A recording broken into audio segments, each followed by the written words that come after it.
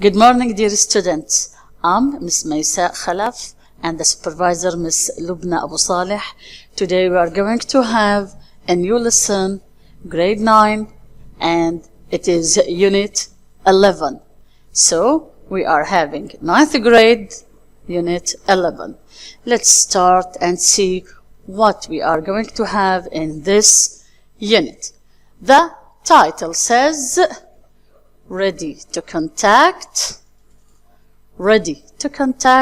and the subtitle says or called touch people's hearts. Touch people's hearts. How do we touch people's hearts? Let's see. First of all, let's start with the keywords because we have to explain some words if they are difficult in order to help you understand their meanings, and then we start our information about our lesson. The first word here is inspired, which is an adjective. Inspired, adjective. It means motivated. So the word inspired, which is an adjective, means motivated. The second word, significant, which is also an adjective, and it means important enough to be noticed. So the word significant, which is an adjective, means important enough to be noticed. The third word is fulfilled, also an adjective. It means happy and satisfied. The word fulfilled, which is an adjective, means happy and satisfied. The fourth word, volunteer, which is noun, or sometimes it comes as a verb. So the word volunteer, a verb and a noun, but here in our lesson it is a noun. It is a person who does a job without being paid. So the word volunteer means a person who does a job without being paid. We have also the word criticize, which is a verb, and this verb says to talk about someone's fault. So criticize means to talk about someone's fault. Justified, which is an adjective. It means having an acceptable reason. So the word justified, which is an adjective, means having an acceptable reason. So before we move, to the words, let's just read them again to check that you are able to pronounce them well. So the keywords are inspired, an adjective, which means motivated, significant, also an adjective, important enough to be noticed, fulfilled, an adjective, happy and satisfied, volunteer, noun, a person who does a job without being paid, criticize, verb, to talk about someone's fault, to talk about someone's fault. Justified, an adjective, having an acceptable reason. Justified, an adjective, having an acceptable reason. Now let's move to the main ideas of our lesson. As we said that the title says, touch people's hearts. How can we touch people's heart? Is it possible to touch it? So let's see. The first point here we can talk about if somebody affects your life or if you were inspired by someone. So, has anyone ever inspired you to change your life in a significant way or affected you in a good way that made you healthier, happier, or more fulfilled? If the answer is yes, you can mention this person. If it is no, maybe in the future you'll find someone who could inspire you. If so, then you understand how inspiration can create a positive difference in a person's life. So if you have someone who inspired you, for example, your father, your mother, sometimes your teacher, other time a very famous personality maybe, or any person in our society can affect you in a way or another. But it is good to be in a positive way, in a good, amazing way, not in the opposite way. So inspiration is very powerful. Inspiration is powerful.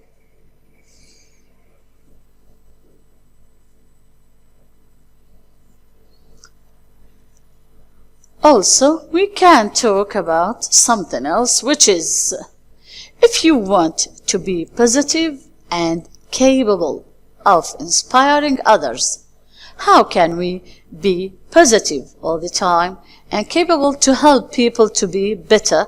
How? Let's have some hints here. The first one, it says, show people you care. Show people you care. Which means remember how many times your day was changed by some questions like, if somebody asks you, for example, how are you today?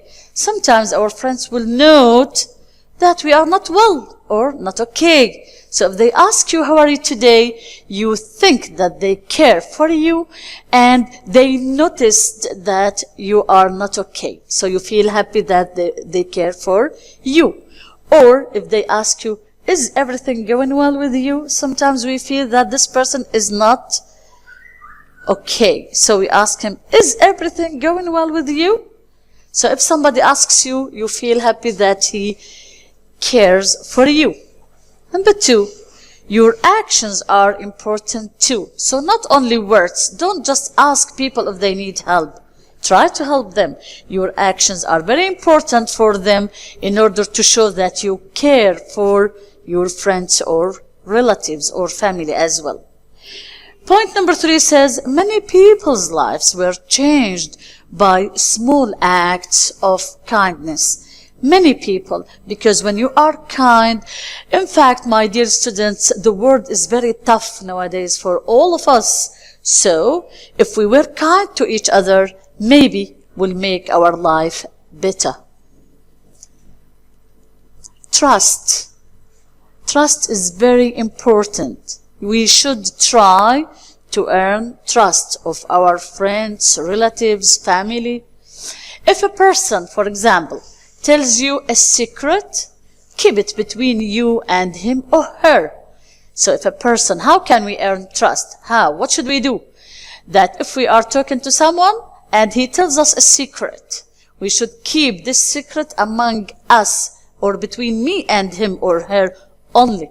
And this secret shouldn't be revealed if we become enemies or if we fight.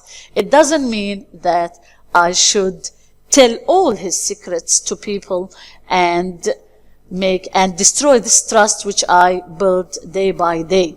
So, to earn trust, we need to keep the secrets between us. In fact, trust needs a long time to be built, but unluckily can be destroyed in a second. Trust needs a long time to be built, but can be destroyed in a second. So we should be very careful when we are keeping our promises or when we give a word or a promise. For example, if you promise your friend to help him, you should try your best to help your friend. You shouldn't just say words. Words should accompany by acts as well. So, if you volunteer, and we say that volunteering, that you are not paid, okay? If you volunteer to help someone, you need to keep your word. Whatever happens to you, you have to keep your word and help this person because you have promise. So promise is a promise. We shouldn't change it.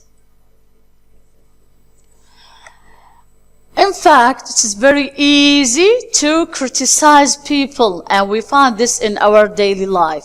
We find that it's very easy. All people can criticize each other as if they don't have mistakes, and this is wrong, of course. But criticizing people doesn't mean that it is right, because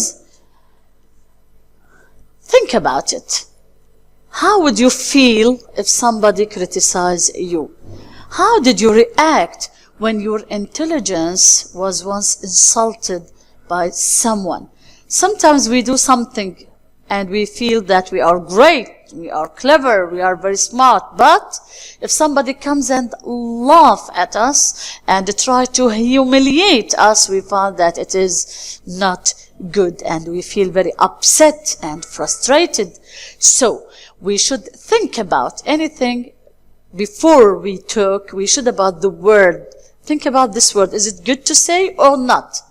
If someone made fun of your clothing, for example, or criticize your performance in a negative way, how would you feel?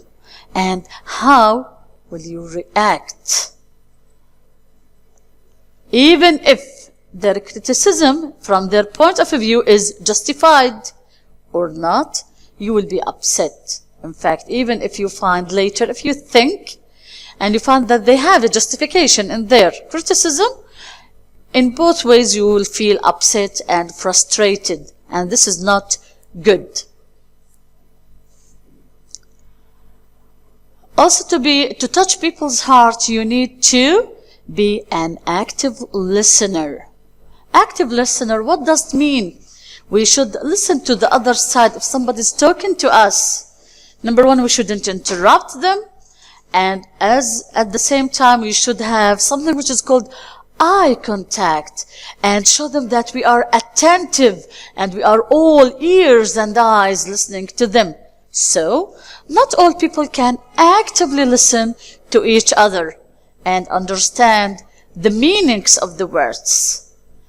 Make an eye contact with the person who's talking to you and ask follow-up questions to show you care. For example, if he's telling you about a trip he has done to, let's say, Latakia or to the mountains, you say, really? To Latakia? Oh, how long did you stay there?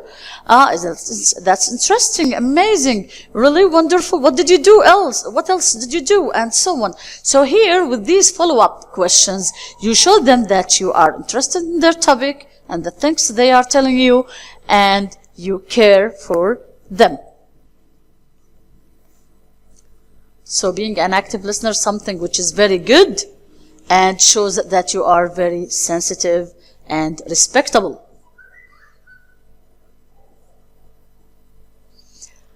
And these are all the points we want to talk about in our lesson, which is called Touch People's Heart.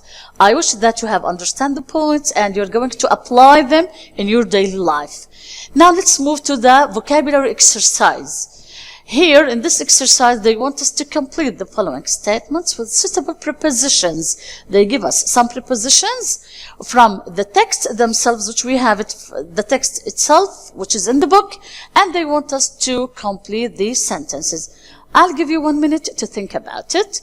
The prepositions are, number one, to, the word of twice. This sign means that we are going to use it twice. Okay? And the word about and in.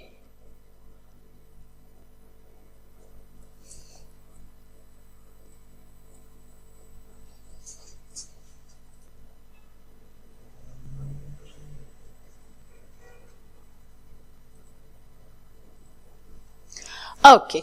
Now, the first sentence says, you should be positive and capable, inspiring others.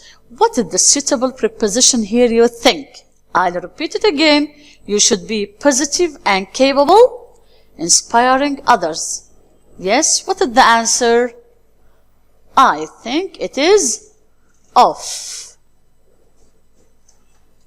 So, you should be positive and capable of inspiring others. The second one, trust can be destroyed. Trust can be destroyed. No time. Trust can be destroyed. Yes, in no time. Like what is said in the book, in a second. So, trust can be destroyed in no time. You should be honest. Earn people's trust. You should be honest. Yes? What is the answer here? 2. Yes, correct. Very good. So the answer is you should be honest to earn, because here we have infinitive. And this is for your help. Okay, so 2. You should be honest to earn people's trust. Don't make fun people. Don't make fun, and they told us that we'll use of twice. So here, don't make fun of people. Don't make fun of people. Tell your family that you care them. Tell your family that you care. And the last preposition here, which is about them. Tell your family that you care about them. Okay, so let's read the exercise again after we answer all the sentences. They say we have suitable prepositions, which are to, of will be used twice, about, and in. Number 1, you should be positive and capable of inspiring others. 2, trust can be destroyed in no time. 3, you should be honest to earn people's trust. 4, don't make fun of people. 5, tell your family that you care about them. Thank you for your help. Let's move.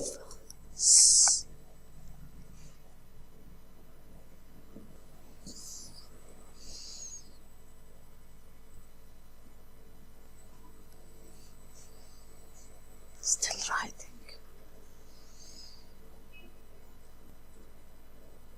Okay, let's move to another. Now we are going to have grammar. We'll move to grammar. And in this grammar today we are going to talk about passive voice. So we will have some information about passive voice. And it is past simple tense in the passive. So we have the past simple tense in the passive. We have a table. Now, the first part is talking about active voice. The sentences are in the active voice. The second one in the passive voice.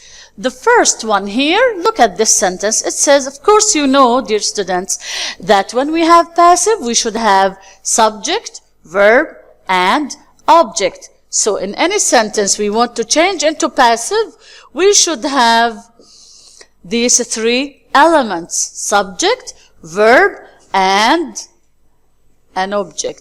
This is the object here,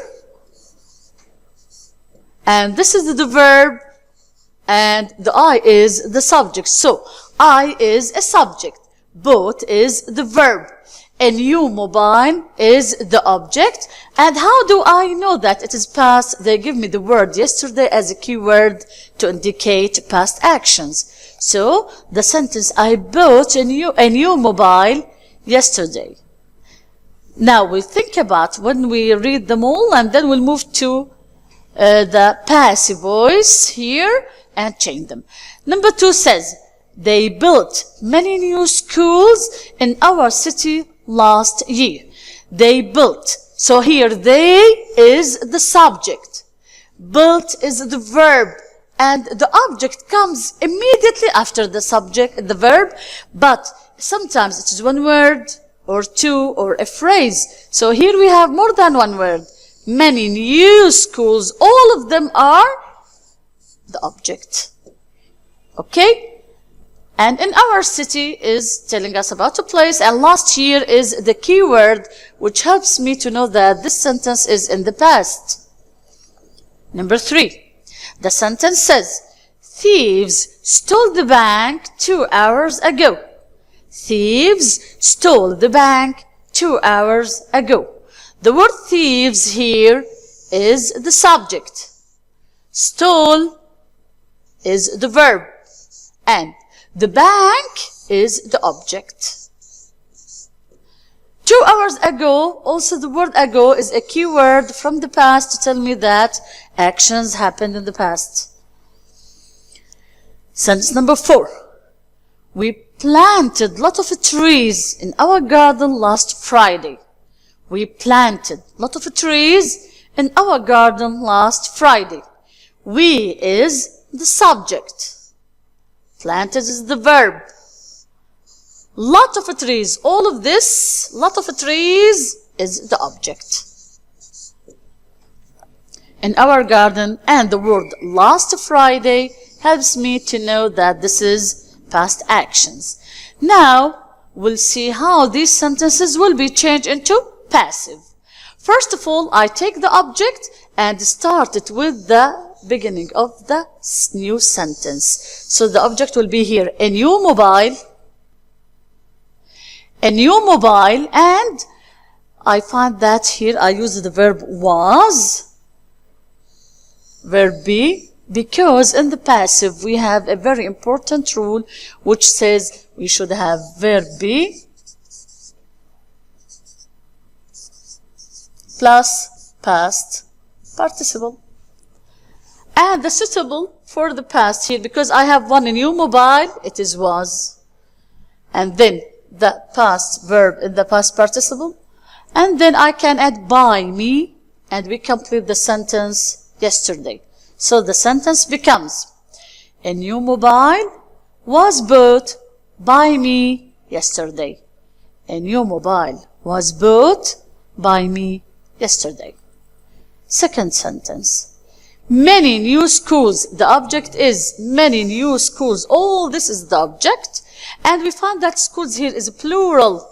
So we use verb be were in the past and then the past participle built. Many new schools were built in our city by them last year. So we change they into them, object pronoun.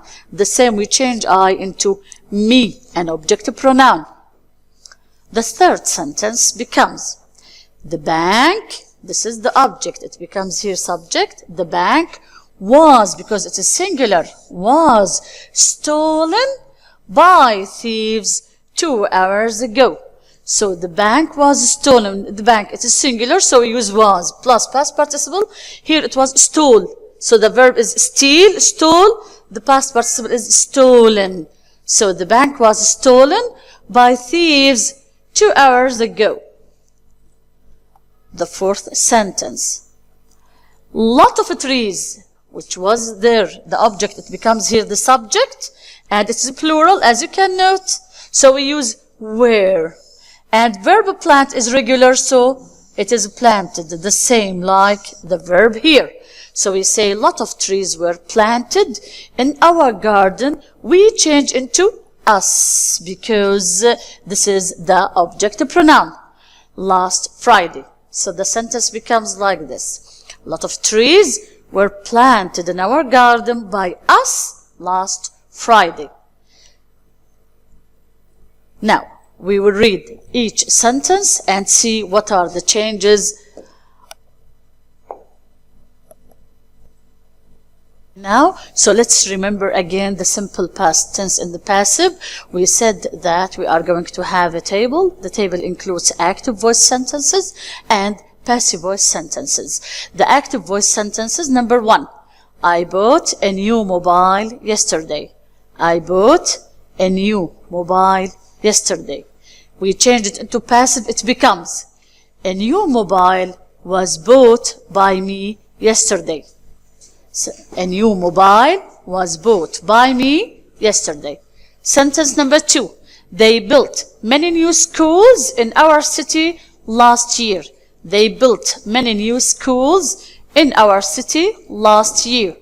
And the passive, it becomes, many new schools were built in our city by them last year.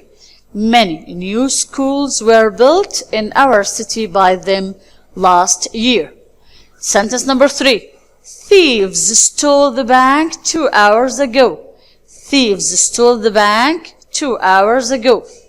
The sentence becomes, the bank was stolen by thieves 2 hours ago. The bank was stolen by thieves 2 hours ago. Sentence number 4. We planted lot of trees in our garden last Friday. We planted lot of trees in our garden last Friday. It becomes lot of trees were planted in our garden by us last Friday. Lot of trees were planted in our garden by us last Friday.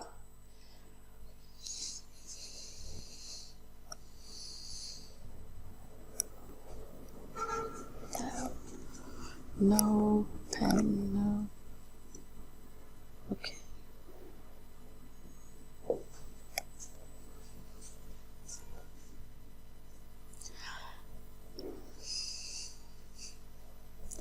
Now let's move to pronunciation.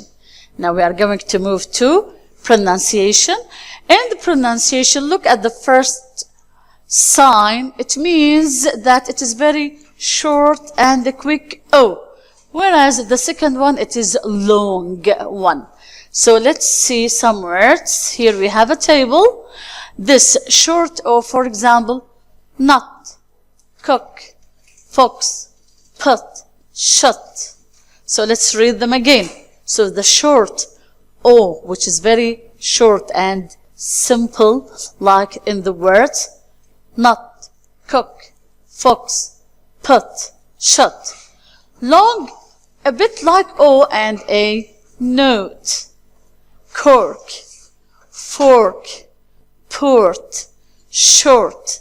So again, long O, note, cork, fork, port, short. So in the pronunciation here, the difference between short O and long O.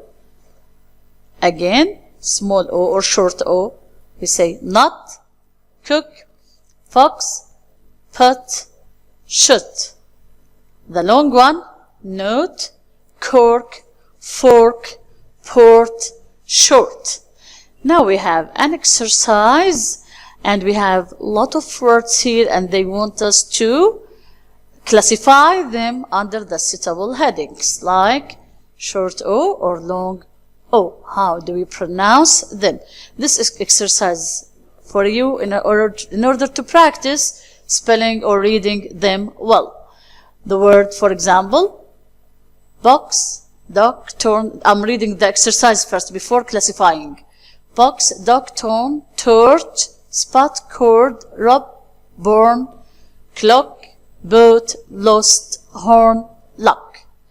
So I want you now to think about how can we organize them under the suitable headings. The first one, short O. Box, duck, spot, rub, clock, lost, luck. So again, box, box, duck, duck, spot, spot, rub, rub, clock, clock, lost, lost, lock, lock. The long O, boat, boat, torch, torch, cord, cord, burn, burn, horn, horn, turn, turn. The long O again, boat, boat, torch, torch, cord, cord, born, born, horn, horn, turn, turn.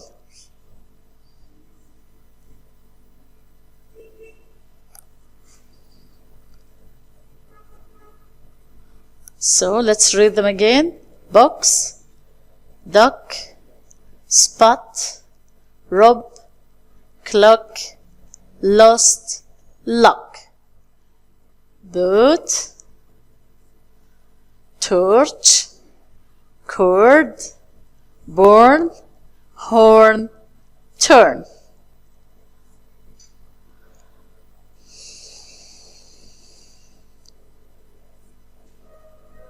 That's all for today. Thanks so much for following and wish you a nice day.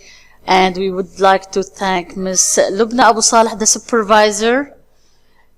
It is me, Meisaء Khalaf, the teacher with you, and wish you the best of luck. Thank you so much and bye.